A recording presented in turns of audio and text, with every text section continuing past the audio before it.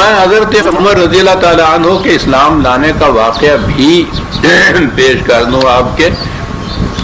عام طور پہ جو واقعہ پیش کیا جاتا ہے وہ کچھ صحیح نظر نہیں آتا. کہا یہ جاتا ہے کہ یہ سب سے بڑے دشمن تھے اسلام کے. قریش نے ندوہ میں یہ تجویز کیا کہ اس کا حل کیا ہے. یہ جو طوفان برپا ہو رہا ہے، یہ جو معاشرت کا تختہ الٹنے کی سازشیں ہو رہی ہیں، یعنی اسلام، نبی اکرم صلی اللہ علیہ وسلم کا پیغام، یہ ابتدائے مکی زندگی کا تذکرہ ہے. کوئی 5-6 سال ہی ہوئے تھے دعوت نبوی کو. تو یہ کہا کہ اس کا طریقہ یہ ہے کہ نبی اکرم صلی اللہ علیہ وسلم کو بے حد غصہ آیا، سخت مزاج تو تھے ہی، بہن کو بھی پیٹا، بہنوئی کو بھی پیٹا، لہو لہان کر دیا. لیکن اس کے بعد بہن کی زبان سے جو قرآن کی آیات، چند آیات سنی تو دل پگھل گیا، ارادہ بدل گیا، ذہنیت بدل گئی، اور پھر وہ جا کے اسلام لائے. میں نے کہا ہے نا کہ یہ اگر درایت کی روح سے دیکھا جائے تو یہ صحیح بات نظر نہیں آتی. حضرت عمر رضی اللہ تعالیٰ عنہ مکے میں سارے 17 آدمی تھے جو کچھ لکھنا پڑھنا جانتے تھے، اور یہ ان میں قریب کہیے سر فہرست تھے.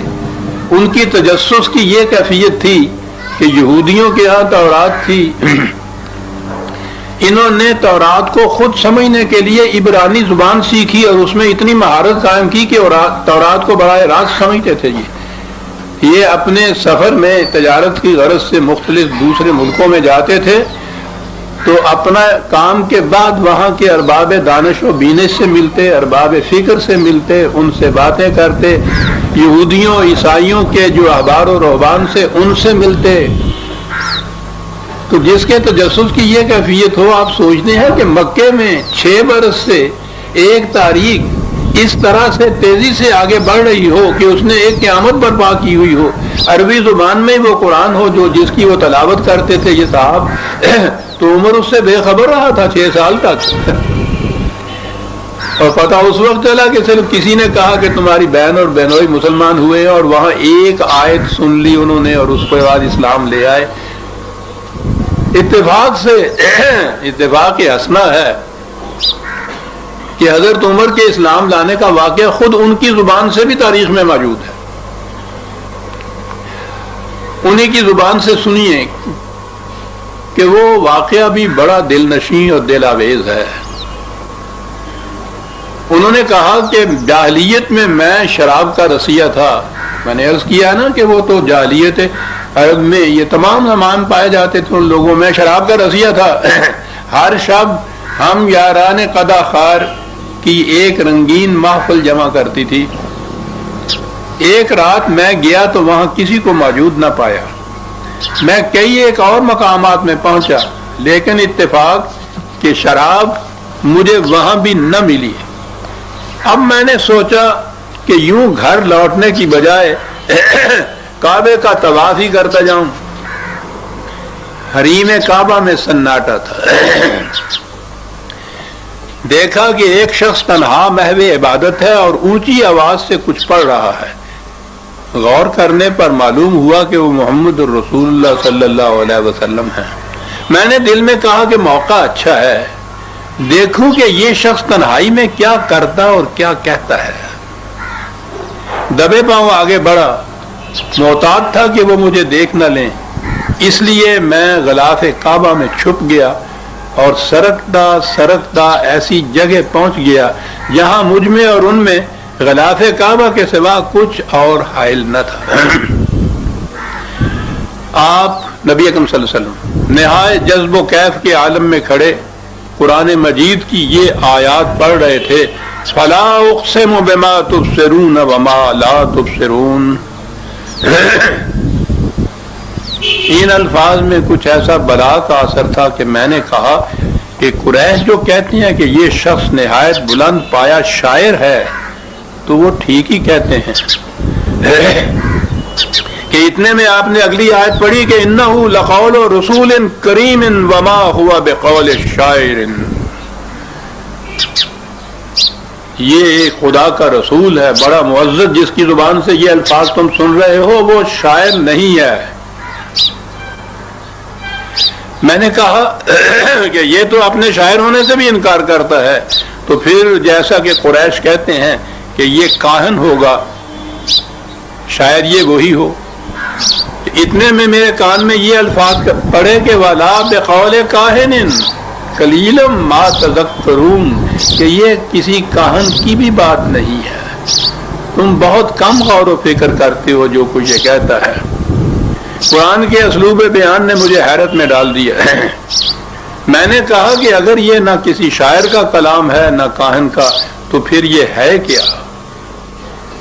میرے دل کی اس بات کا جواب ان الفاظ میں ملا جو اس سے آگے آپ نے تلاوت فرمایا کہ تنزیل من رب العالمین، یہ رب العالمین کی طرف سے نازل شدہ وحی ہے، یہ کسی شاعر اور کاہن کا کلام نہیں ہے۔ آپ یہ پڑھتے جا رہے تھے اور مجھ پر ایک عجیب و غریب کیفیت طاری ہوتی جا رہی تھی۔ یہ آیات ہیں جی 69 بتا 38 43 کی، اگر آپ نے لکھنا ہے 69/38-43۔ میں نے لکھا ہے شاہکار رسالت میں کہ بھیگی ہوئی رات، تاروں کی چھاؤں، حریم کعبہ اور اس میں کامل سکوت، اس سکون افزا ماحول میں خود صاحب قرآن صلی اللہ علیہ وسلم کی زبان اقدس سے قرآن کی آیات کی نشید روح پرور کشف و محویت کے ان تمام عناصر کے حسین امتزاج نے وہ کیفیت پیدا کی جو ابن خطاب کے فکری ارتقاء کے سدرۃ المنتہا تک پہنچنے کا موجب بن گئی۔ یہ وہ مقام تھا جس کے متعلق اقبال نے کہا ہے کہ افلاک سے آتا ہے نالوں کا جواب آخر، کرتے ہیں خطاب آخر، اٹھتے ہیں حجاب آخر، خلوت کی گھڑی گزری، جلوت کی گھڑی آئی، چھٹنے کو ہے بجلی سے آغوش صحاب آخر۔ انہوں نے لکھا ہے کہ رسول اللہ قرآن پڑھتے جا رہے تھے اور میں بے اختیار روتا جا رہا تھا، یہاں تک کہ آپ نے نماز ختم کر لی اور گھر جانے کے ارادے سے روانہ ہوئے۔ میں بھی دبے پاؤں آپ کے پیچھے ہو لیا۔ گھر کے نزدیک پہنچے تو میں قریب ہو گیا۔ آپ نے آہٹ پا کر مڑ کر دیکھا تو مجھے پہچان لیا اور پورے دبدبے کے ساتھ کہا، ابن خطاب تم ایسے وقت میں یہاں کیسے؟ آپ کے سامنے اس وقت ابن خطاب نہیں تھا۔ 3 دن پہلے جو آپ نے دعا مانگی تھی اس کی قبولیت محسوس پیکر میں سامنے تھی۔ ابن خطاب نے کہا کہ یہ گواہی دینے کے لیے کہ آپ خدا کے سچے رسول ہیں۔ اس پر حضور نے خدا کا شکر ادا کیا اور میرے سینے پر ہاتھ رکھ کر میرے لیے ثبات و استقامت کی دعا مانگی، اور اس طرح سے وہ عمر جو خود ان کے الفاظ میں شراب کی تلاش میں نکلا تھا، وہ احدیت اور وحدانیت کے شراب کے نشے میں کیفیتوں کو ساتھ لیے ہوئے واپس مڑا۔ میں نے لکھا ہے کہ 100 سالہ دور چرخ تھا، ساغر کا ایک دور نکلے جو میں کدے سے تو دنیا بدل گئی، اور عمر کی دنیا بدلنے سے ساری دنیا کے اندر ایک انقلاب آ گیا۔ عزیزان،